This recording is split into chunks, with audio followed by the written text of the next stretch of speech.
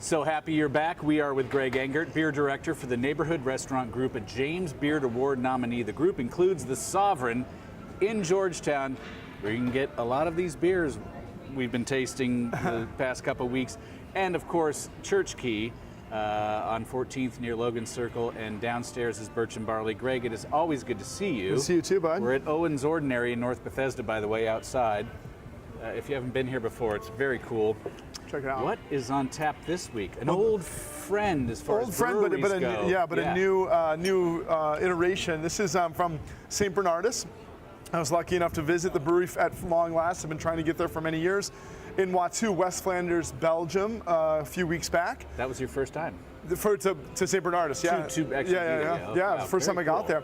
An amazing place that's grown leaps and bounds over the last few years. And they're one of the breweries in Belgium that, has a storied history and recently has expanded, but while expanding, has maintained the standards and flavors of the beers incredibly well. It almost is reminiscent of the way that Sierra Nevada grew, and the beers still just tasted just as great as always. Same with St. Bernardus. They're kind of a larger craft brewery for Belgium at about 40,000 hectoliter, which is like 34,000 barrels or so, but a lot of that is recent expansion, and the beers taste phenomenal. So the beer we're going to taste today is called Abt 12 Oak Aged, and this is their classic quadruple style of 11% alcohol, aged for 6 more months in Calvados barrels.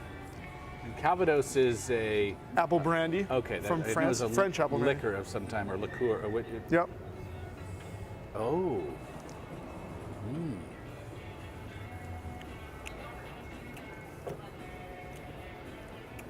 Hello. Incredibly balanced, malty and rich, smooth on the palate.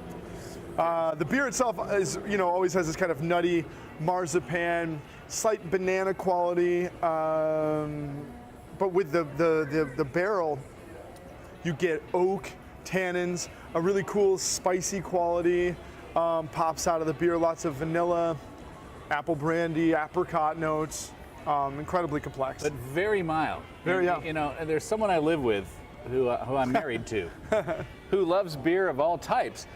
But sometimes I give her a bourbon barrel-aged beer like DKML from Founders, and she takes sips and her eyes get huge. She's like, woohoo, the bourbon. But this is very mild. Yeah, this is beer. This is still a beer, But that's what's great about this. Not to say that DKML is not delicious. Which is a malt liquor and totally different type of beer. But not really. I would think, to your point, I think Founders, when they are creating their barrel-aged beers, foregrounds the barrel character. It's still balanced, but much more than St. Bernardus has here.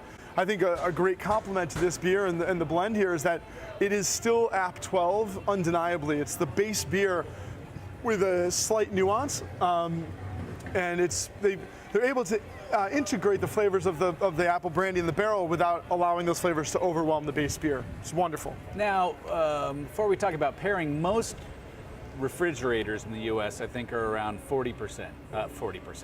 40 degrees. Yeah. 38, 42, and they're saying on the back here, serve this at 52 to 52 to 56, or but in that mid 50s. How do you? Other than sticking a thermometer down in it, you take it out of your refrigerator for half an hour or so? Yeah, half an hour, 45 minutes. Of course, or you just come to Church Key where we keep all of our beers at the right temps. How convenient. Yeah, also Owen's Ordinary, we do it here as well. So I pulled this from Owen's, where it's kept at the right temp. And so it's really cool. But at your home, if you're keeping this in a fridge, first off, if you're keeping it in a fridge, plan to drink it somewhat soon. Fridges are very dry, of course, and the cork here will dry up and it'll oxidize the beer quickly. So if you plan to age it, don't have it in a fridge. If it's in a fridge, that means it's going to be ready to go. And you want it to be chilled. So if it's cold in a fridge, bring it out 30 minutes, 45 minutes, it's going to be right. What I always say is pour it after 30, and if it's still a little cold, it's going to warm up as it goes a little bit. But it's important.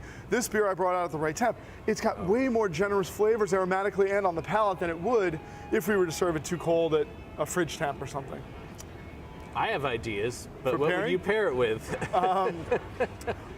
Even though we were just talking about how the barrel character is mellow, it's still there, and so this is a big beer that needs something rich to deal with it. So, you know, the kind of the classic duck and lamb and ribeye steak, of course. Blue cheeses, hard cheeses, cheddars, aged Gouda, really fantastic. Anything chocolatey on dessert is going to be amazing. Stews and chilies and barbecue, I think, would work as well. How about you? Hi. You know me. I always think steak au poivre. Yeah. Really good with the pepper quality. Oh, totally. Wouldn't be too much. No, it'd be fantastic. Plus, I get more of a spicy quality from the beer with the barrel character than I do on its own, so I think it'd be even better. So good. Greg, thank you as always. Thank you. Everyone, please always do drink responsibly and be sure to bring your thirst next time for another Beer of the Week.